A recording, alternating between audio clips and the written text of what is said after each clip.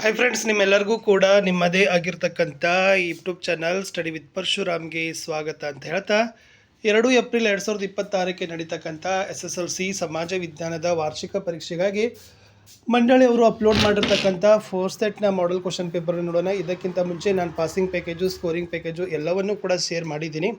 ಅವುಗಳ ಲಿಂಕನ್ನು ಸಹಿತ ವಿಡಿಯೋದ ಡಿಸ್ಕ್ರಿಪ್ಷನ್ ಬಾಕ್ಸ್ನಲ್ಲಿ ಕೊಡ್ತೀನಿ. 4 ಕ್ವಶನ್ ಪೇಪರನ್ನು ಚೆನ್ನಾಗಿ ಓದ್ಕೊಂಡು ಹೋದರೆ ಸಾಕು, ಖಂಡಿತವಾಗಿ ಒಳ್ಳೆಯ ಅಂಕಗಳು ನಿಮಗೆ ಸಿಗ್ತವೆ. 4 ಮಾಡೆಲ್ ಕ್ವಶನ್ ಪೇಪರ್ ಇಂಪಾರ್ಟೆಂಟ್ ಅದಾವೆ, ಯಾಕಂದರೆ ಮಾಡೆಲ್ ಕ್ವಶನ್ ಪೇಪರಿಂದ ಪ್ರಶ್ನೆಗಳು ನಿಮಗೆ ಬರ್ತಾ ಇದ್ದಾವೆ.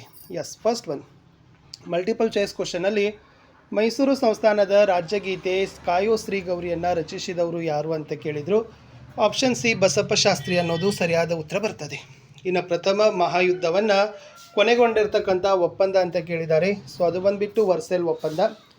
ಇನ್ನು ವಿಶ್ವ ಶಾಂತಿಯನ್ನು ಕಾಪಾಡುವ ಉದ್ದೇಶದಿಂದ ಸ್ಥಾಪನೆಯಾಗಿದ್ದ ಲೀಗ್ ಆಫ್ ನೇಷನ್ಸ್ ವಿಫಲವಾಗಲು ಏನು ಕಾರಣ ಅಂತ ಕೇಳಿದ್ದಾರೆ. ಅದು 2ನೇ ಮಹಾಯುದ್ಧದ ಪ್ರಾರಂಭ.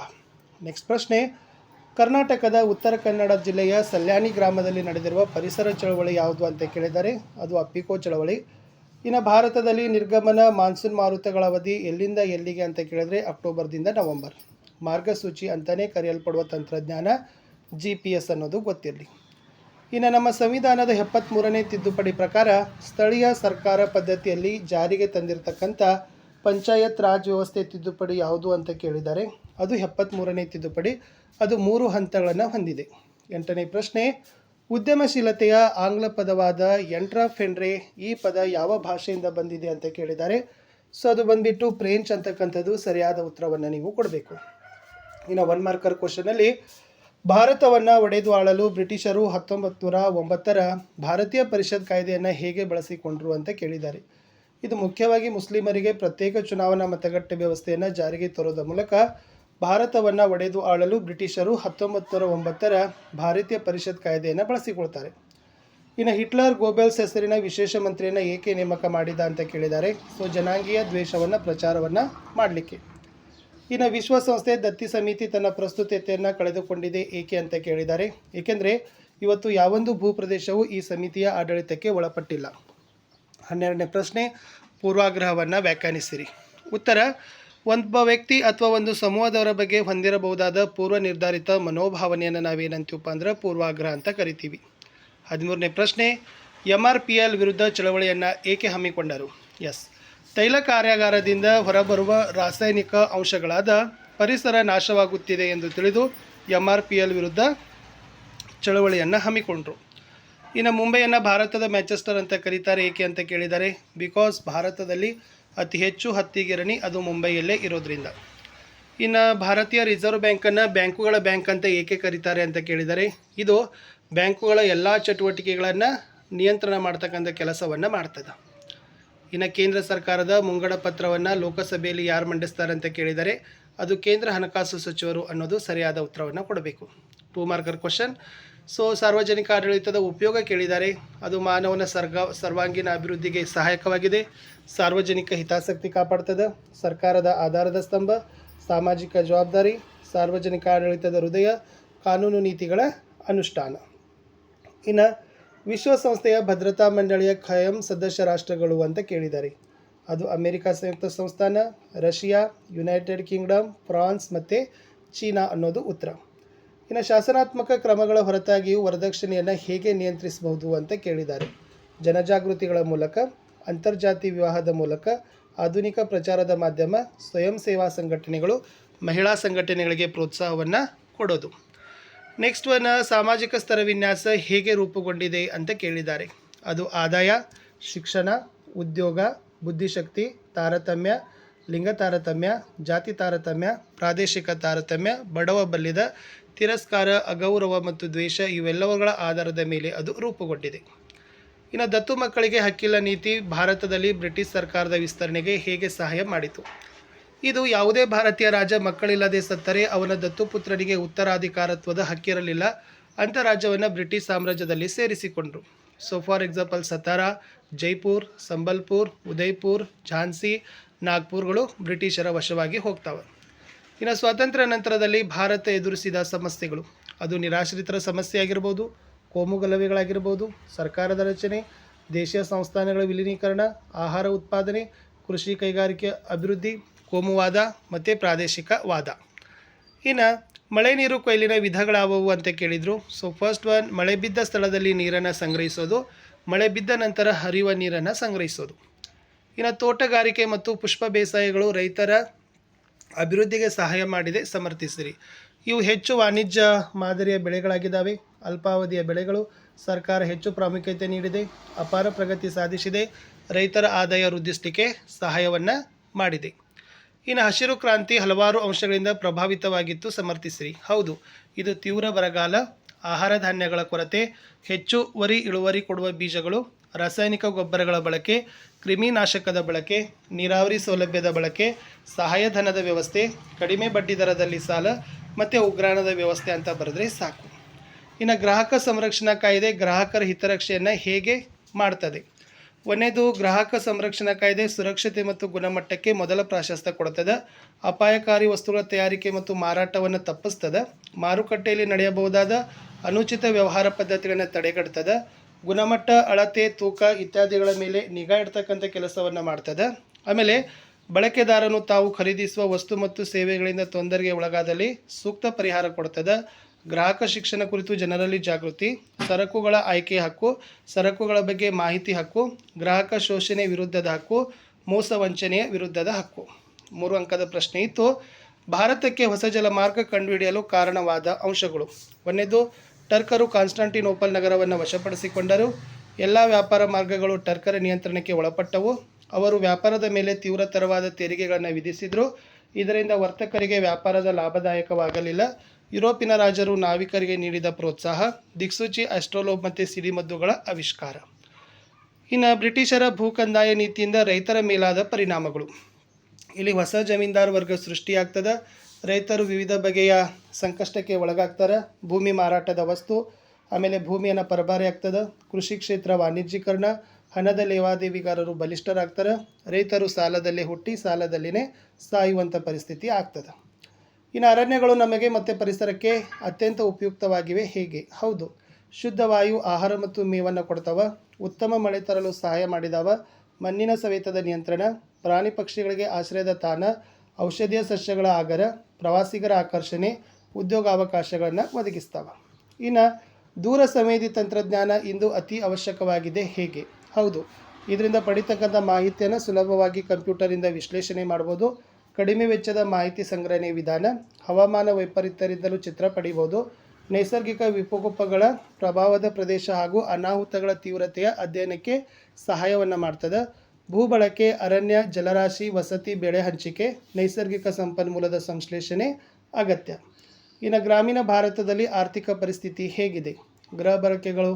ಗೃಹ ಕೈಗಾರಿಕೆಗಳು ಕಣ್ಮರೆ, ಗ್ರಾಮೀಣ ಜನರ ಆರ್ಥಿಕ ಸ್ಥಿತಿ ಉತ್ತಮವಾಗಿಲ್ಲ, ಬಡತನದ ಹೆಚ್ಚಳ, ಕಡಿಮೆ ಉದ್ಯೋಗ, ಕಡಿಮೆ ಆದಾಯ, ಅನಕ್ಷರತೆ ಹೆಚ್ಚು, ಅಪೌಷ್ಟಿಕತೆ ಹೆಚ್ಚು, ಮೂಲ ಸೌಕರ್ಯಗಳ ಕೊರತೆ. ಇನ್ನು ಕೇಂದ್ರ ಸರ್ಕಾರದ ತೆರಿಗೆಯೇತರ ಆದಾಯದ ಮೂಲಗಳನ್ನು ಕೇಳಿದ್ದಾರೆ. ಅದು ಭಾರತೀಯ ರಿಸರ್ವ್ ಬ್ಯಾಂಕ್ ಗಳಿಸುವ ನಿವ್ವಳದ ಲಾಭ, ಭಾರತೀಯ ರೈಲ್ವೆ ಗಳಿಸುವ ನಿವ್ವಳ ಲಾಭ, ಅಂಚೆ ಮತ್ತು ದೂರವಾಣಿ ಸೇವೆಗಳಿಂದ ಬರೋ ಆದಾಯ, ಸಾರ್ವಜನಿಕ ಉದ್ಯಮಗಳ ಗಳಿಸೋ ಆದಾಯ, ನಾಣ್ಯ ಮತ್ತು ಟಂಕಸಾಲೆಯಿಂದ ಬರೋ ಆದಾಯ, ವಿವಿಧ ರೀತಿಯ ಶುಲ್ಕ ಮತ್ತು ದಂಡಗಳು. ಇನ್ನು ಅಂಚೆ ಕಚೇರಿಗಳು ನಡೆಸುವ ವ್ಯವಹಾರಗಳು ಯಾವ್ಯಾವು ಅಂತ ಕೇಳಿದ್ದಾರೆ. ಇದು ರಾಷ್ಟ್ರೀಯ ಉಳಿತಾಯ ಪತ್ರಗಳನ್ನು ನೀಡ್ತದೆ, ಅಂಚೆ ಉಳಿತಾಯ ಖಾತೆಗಳನ್ನು ಆರಂಭಿಸಿದೆ, ಕಿಸಾನ್ ವಿಕಾಸ್ ಪತ್ರಗಳನ್ನು ಕೊಡ್ತದೆ, ಅಂಚೆ ವಿಮೆ ಯೋಜನೆ, ನಿವೃತ್ತಿ ವೇತನ ಯೋಜನೆ, ಹಣದ ವರ್ಗಾವಣೆ ಅಂತ ಬರಿಬೇಕು. ಇನ್ನು ದೇಶದ ಆರ್ಥಿಕ ಅಭಿವೃದ್ಧಿಯಲ್ಲಿ ಉದ್ಯಮಿ ವಹಿಸುವ ಪಾತ್ರ ಏನು? ಜನರ ಉಳಿತಾಯವನ್ನು ಬಂಡವಾಳ ರೂಪದಲ್ಲಿ ಸಂಗ್ರಹಿಸ್ತಾರೆ, ಉದ್ಯೋಗಾವಕಾಶ ಒದಗಿಸೋದು, ದೇಶದ ಆದಾಯ ಮತ್ತು ತಲಾವರಮಾನದ ಹೆಚ್ಚಳ, ಮಾರುಕಟ್ಟೆ ಅಭಿವೃದ್ಧಿ, ಉತ್ತಮ ವಸ್ತುಗಳನ್ನು ಕಡಿಮೆ ದರದಲ್ಲಿ ಒದಗಿಸೋದು, ಜನರ ಜೀವನ ಗುಣಮಟ್ಟ ಉತ್ತಮಪಡಿಸೋದು, ಕೈಗಾರಿಕೆಗಳನ್ನು ಅಭಿವೃದ್ಧಿಯನ್ನಾಗಿ ಮಾಡೋದು.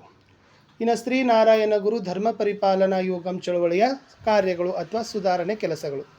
ಇದು ಹಿಂದುಳಿದ ಮತ್ತು ಶೋಷಣೆಗೊಳಗಾದ ಸಮುದಾಯಗಳ ಸಬಲೀಕರಣಕ್ಕೆ ಗುರಿ ಮಾಡ್ತದೆ. ಕೇರಳದಲ್ಲಿ ಸಾಮಾಜಿಕ ಪ್ರತಿರೋಧ ಚಳವಳಿ ಪ್ರಾರಂಭಿಸ್ತದೆ. ಮನುಷ್ಯ ಘನತೆಯಿಂದ ಬದುಕುವ ಸಮಾಜದ ನಿರ್ಮಾಣದ ಉದ್ದೇಶ ಅಂತ ಹೇಳ್ತಾರೆ. ಮಾನವ ಕುಲಕ್ಕೆ ಒಂದೇ ಜಾತಿ, ಒಂದೇ ಧರ್ಮ, ಒಬ್ಬನೇ ದೇವರು ಅಂತ ಹೇಳ್ತಾರೆ.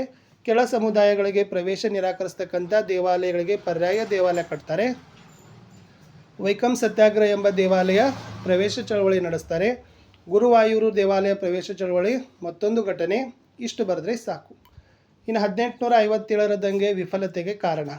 ಇಡೀ ಭಾರತವನ್ನು ವ್ಯಾಪಿಸಿದ ಹೋರಾಟವಲ್ಲ, ರಾಜರು ಮತ್ತು ಜಮೀನ್ದಾರರ ಸ್ವಹಿತಾಸಕ್ತಿಗಾಗಿ ನಡೆದ ಹೋರಾಟ, ಯೋಜಿತ ಹೋರಾಟವಲ್ಲ, ಭಾರತೀಯ ಸೈನಿಕರಲ್ಲಿದ್ದ ಭಿನ್ನತೆ, ಸೂಕ್ತ ಮಾರ್ಗದರ್ಶನವಿಲ್ಲ, ವ್ಯವಸ್ಥಿತ ಸಂಘಟನೆಯ ಕೊರತೆ, ಸೂಕ್ತ ಸೇನಾ ನಾಯಕತ್ವದ ಕೊರತೆ, ಹೋರಾಟಗಾರರಿಗೆ ನಿಶ್ಚಿತ ಗುರಿ ಇಲ್ಲ, ದೇಶೀಯ ರಾಜರು ಬ್ರಿಟಿಷರಿಗೆ ನಿಷ್ಠೆಯನ್ನು ತೋರಿಸ್ತಾರೆ. ಇನ್ನು ಭಾರತದ ಸರ್ಕಾರ ಭಯೋತ್ಪಾದನೆ ಸವಾಲನ್ನು ಹೇಗೆ ನಿಗ್ರಹವನ್ನು ಪಡಿಸಿದೆ? ಇಲ್ಲಿ ರಾಷ್ಟ್ರೀಯ ತನಿಖಾ ದಳ ಸ್ಥಾಪನೆ ಮಾಡದ, ವಿಶೇಷ ಪರಿಣತಿ ಪಡೆಗಳ ರಚನೆ ಮಾಡಿದ, ರಾಜ್ಯ ಸರ್ಕಾರಗಳಿಂದ ಭಯೋತ್ಪಾದಕ ನಿಗ್ರಹ ಪಡೆಗಳ ರಚನೆ, ಇಂಟೆಲಿಜೆನ್ಸ್ ಬ್ಯೂರೋ ಸ್ಥಾಪನೆ, ಸಂಶೋಧನೆ ಮತ್ತು ವಿಶ್ಲೇಷಣಾ ಘಟಕದ ಸ್ಥಾಪನೆ, ಹಣಕಾಸು ಗುಪ್ತಚರ ಘಟಕದ ಸ್ಥಾಪನೆ, ಗುಪ್ತಚರ ವ್ಯವಸ್ಥೆಯ ಬಲವರ್ಧನೆ, ಜಾಗತಿಕವಾಗಿ ಭಯೋತ್ಪಾದನೆಗೆ ವಿರೋಧವನ್ನು ಮಾಡದ. ಇನ್ನು ಸಂಘಟಿತ ಮತ್ತು ಅಸಂಘಟಿತ ಕೆಲಸಗಾರರ ನಡುವಿನ ವ್ಯತ್ಯಾಸ. ಸಂಘಟಿತ ಕಾನೂನು ಕಾಯ್ದೆಗೆ ಬದ್ಧತೆ, ಕಾನೂನು ಕಾಯ್ದೆಗೆ ಬದ್ಧತೆ ಇಲ್ಲ, ನಿಗದಿತ ವೇತನ ಭತ್ಯೆ ಇದೆ, ನಿಗದಿತ ವೇತನ ಭತ್ಯೆ ಇಲ್ಲ, ಅಧಿಕಾರದ ಏಣಿ ಶ್ರೇಣಿ ಇದೆ, ಅಧಿಕಾರದ ಏಣಿ ಶ್ರೇಣಿ ಇಲ್ಲ, ವೈದ್ಯಕೀಯ ಸೌಲಭ್ಯವಿದೆ, ವೈದ್ಯಕೀಯ ಸೌಲಭ್ಯವಿಲ್ಲ, ಕೆಲಸದ ಭದ್ರತೆ ಇದೆ, ಕೆಲಸದ ಭದ್ರತೆ ಇಲ್ಲ. ಇನ್ನು ಭೂಕುಸಿತಕ್ಕೆ ಕಾರಣಗಳು.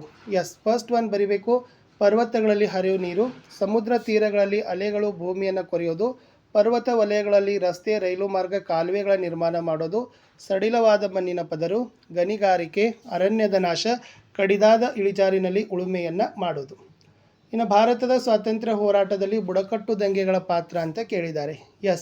ಇದು ಬ್ರಿಟಿಷರ ಕಂದಾಯ ಮತ್ತು ಅರಣ್ಯ ನೀತಿಗಳು ಬುಡಕಟ್ಟು ದಂಗೆಗೆ ಪ್ರೇರಣೆ. ಸಂತಾಲರ ದಂಗೆ ಮತ್ತು ಮುಂಡ ಚಳವಳಿ ಪ್ರಮುಖ. ಕರ್ನಾಟಕದಲ್ಲಿ ಹಲಗಲಿ ಬೇಡರ ಬಂಡಾಯ ಗಮನಾರ್ಹ. ಖಾಯಂ ಜಮೀನ್ದಾರಿ ಪದ್ಧತಿಯಿಂದ ಈ ಬುಡಕಟ್ಟು ಜನರು ನಿರ್ಗತಿಕರಾಗ್ತಾರೆ. ಸಂತಾಲರು ಬಂಗಾಳ ಮತ್ತು ಒಡಿಸ್ಸಾದ ಗುಡ್ಡುಗಾಡು ಪ್ರದೇಶಗಳಲ್ಲಿ ವಾಸವಾಗ್ತಾರೆ. ಸಂತಾಲರು ರಹಸ್ಯ ಸಭೆಗಳನ್ನು ನಡೆಸ್ತಾರೆ. ಜಮೀನ್ದಾರರು ಮತ್ತು ಮಹಾಜನರನ್ನು ಲೂಟಿ ಮಾಡಲು ನಿರ್ಧಾರವನ್ನು ಮಾಡ್ತಾರೆ. ಇನ್ನು ದಂಗೆ ಬಾರಾಹತ್, ಭಾಗತ್ಪುರ್ ಮತ್ತು ರಾಜಮಹಲ್ಗಳಲ್ಲಿ ತೀವ್ರವಾಗ್ತದೆ. ಜಮೀನ್ದಾರರು ಮತ್ತು ಲೇವಾದೇವಿಗಾರರು ಪಲಾಯನರಾಗ್ತಾರೆ. ಸಂತಾಲರ ದಂಗೆಯನ್ನು ಹತ್ತಿಕ್ಕಲು ಬ್ರಿಟಿಷರು ಸೈನ್ಯವನ್ನು ಬಳಸಿಕೊಳ್ತಾರೆ. ಇನ್ನು ದಯಾನಂದ ಸರಸ್ವತಿ ಅವರ ಕೊಡುಗೆಗಳನ್ನು ಕೇಳಿದ್ದಾರೆ. ಆರ್ಯ ಸಮಾಜವನ್ನು ಸ್ಥಾಪಿಸಿದರು. ದೇಶಾದ್ಯಂತ ಸಂಚರಿಸಿ ಉಪನ್ಯಾಸ ನೀಡಿದರು. ವೇದಗಳು ಸತ್ಯ ಮತ್ತು ಜ್ಞಾನದ ಮೂಲ ಅಂತ ಹೇಳಿದರು. ವೇದಗಳಿಗೆ ಹಿಂತಿರುಗಿಸಲಿಕ್ಕೆ ಘೋಷಣೆ ಕೊಟ್ಟಿದ್ದರು. ವಿಗ್ರಹಾರಾಧನೆ, ಜಾತಿ ಪದ್ಧತಿಯ ಖಂಡನೆ, ವಿಧವಾ ವಿವಾಹಕ್ಕೆ ಪ್ರೋತ್ಸಾಹ, ಶಾಲಾ ಕಾಲೇಜುಗಳ ಸ್ಥಾಪನೆ, ವಿದೇಶಿ ವಸ್ತುಗಳ ಬಳಕೆಗೆ ಕರೆ, ಸತ್ಯಾರ್ಥ ಪ್ರಕಾಶ ಕೃತಿ ಬರೆದರು. ಶುದ್ಧಿ ಚಳವಳಿ ಆರಂಭ, ಭಾರತೀಯರಿಗೆ ಭಾರತ ಅಂತ ಹೇಳ್ತಾರೆ. ಇನ್ನು ಮಣ್ಣು ಸವೆತ ತಡೆಗಟ್ಟುವ ವಿಧಾನಗಳು.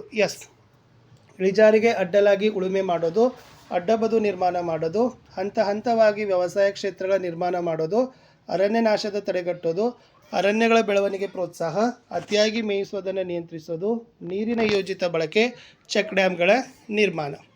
ಇನ್ನು ಕೈಗಾರಿಕೆಗಳ ಸ್ಥಾನೀಕರಣದ ಮೇಲೆ ಪ್ರಭಾವ ಬೀರುವ ಅಂಶ. ಕಚ್ಚಾ ವಸ್ತು, ಶಕ್ತಿ ಸಂಪನ್ಮೂಲ, ಮಾರುಕಟ್ಟೆ, ಸಂಚಾರ ಸೌಲಭ್ಯ, ಕಾರ್ಮಿಕರ ಕೊರತೆ, ಬಂದರು ಸೌಲಭ್ಯ, ಕಡಿಮೆ ದರದ ಭೂಮಿ ದೊರೆಯುವಿಕೆ, ತಾಂತ್ರಿಕತೆ ಮತ್ತು ಸರ್ಕಾರದ ನೀತಿ ನಿಯಮ. ಇನ್ನು very most important, Nalvadi Krishnaraja ಒಡೆಯರ ಸಾಧನೆಗಳು. ಇಲ್ಲಿ ಪ್ರಾಥಮಿಕ ಶಾಲೆಗಳಲ್ಲಿ ಶಿಕ್ಷಣ ಶುಲ್ಕ ರದ್ದು ಮಾಡ್ತಾರೆ. ಪ್ರಾಥಮಿಕ ಶಿಕ್ಷಣಕ್ಕೆ ಹೆಚ್ಚಿನ ಆದ್ಯತೆಯನ್ನು ಕೊಡ್ತಾರೆ. ಹೆಣ್ಣು ಮಕ್ಕಳ ವಿದ್ಯಾಭ್ಯಾಸದ ಏಳಿಗೆಗೆ ನೆರವು. ಮೈಸೂರು ವಿಶ್ವವಿದ್ಯಾಲಯದ ಸ್ಥಾಪನೆ. ವಿದೇಶದಲ್ಲಿ ವಿದ್ಯಾಭ್ಯಾಸಕ್ಕೆ ಹೋಗುವವರಿಗೆ ವಿದ್ಯಾರ್ಥಿ ವೇತನವನ್ನು ಕೊಡ್ತಾರೆ. ಬೆಂಗಳೂರಿನಲ್ಲಿ ಭಾರತೀಯ ವಿಜ್ಞಾನ ಸಂಸ್ಥೆ ಸ್ಥಾಪನೆ ಮಾಡ್ತಾರೆ.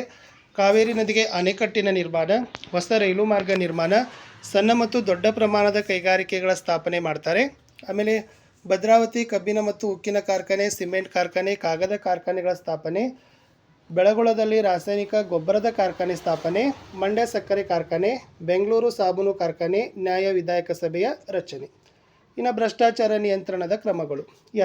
ಲೋಕಪಾಲ್ ಸಂಸ್ಥೆ ಸ್ಥಾಪನೆ, ಲೋಕಾಯುಕ್ತ ಸಂಸ್ಥೆಯ ಸ್ಥಾಪನೆ, ಲೋಕಪಾಲ್ ಮತ್ತು ಲೋಕಾಯುಕ್ತ ಸಂಸ್ಥೆಗಳ ಬಲವರ್ಧನೆ, ಕೇಂದ್ರೀಯ ಜಾಗೃತ ಆಯೋಗದ ಸ್ಥಾಪನೆ, ಭ್ರಷ್ಟಾಚಾರ ತಡೆ ಕಾಯ್ದೆ, ಮಾಹಿತಿ ಹಕ್ಕು ಕಾಯ್ದೆ, ಸರ್ಕಾರಿ ಕಚೇರಿಗಳಲ್ಲಿ ಸಿಸಿ ಕ್ಯಾಮೆರಾ, ಕಡತಗಳ ವಿಲೇವಾರಿಗೆ ಇ ಆಫೀಸ್, ಸಕಾಲ ಜನಸ್ಪಂದನ ಯೋಜನೆ, ಸರ್ಕಾರಿ ಕಚೇರಿಗಳಲ್ಲಿ ದೂರು ಪೆಟ್ಟಿಗೆ.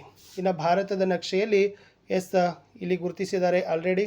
ಫಸ್ಟ್ ಒಂದು ಬಾಕ್ರಾನಂಗಲ್ ಅಣೆಕಟ್ಟು, ದುರ್ಗಾಪುರ್ 23.30 ಉತ್ತರ ಅಕ್ಷಾಂಶ, ಮುಂಬೈ, ತಾರಾಪುರ್, ಕೊಚ್ಚಿ, ಪಾರಾದೀಪ, ವಿಶಾಖಪಟ್ಟಣಂ, ಆಮೇಲೆ ಲಾಸ್ಟ್ ಇತ್ತು ಪಾಕ್ ಜಲಸಂಧಿ, ಈ ಕಡೆ ಇತ್ತು ಇಂದಿರಾ ಪಾಯಿಂಟ್. ಇಷ್ಟು ಏನು ಮಾಡಿದ್ರಂದರೆ ಫಸ್ಟ್ ಮಾಡೆಲ್ ಕ್ವಶನ್ ಪೇಪರನ್ನ ಕೀ ಉತ್ತರಗಳು ಇತ್ತು.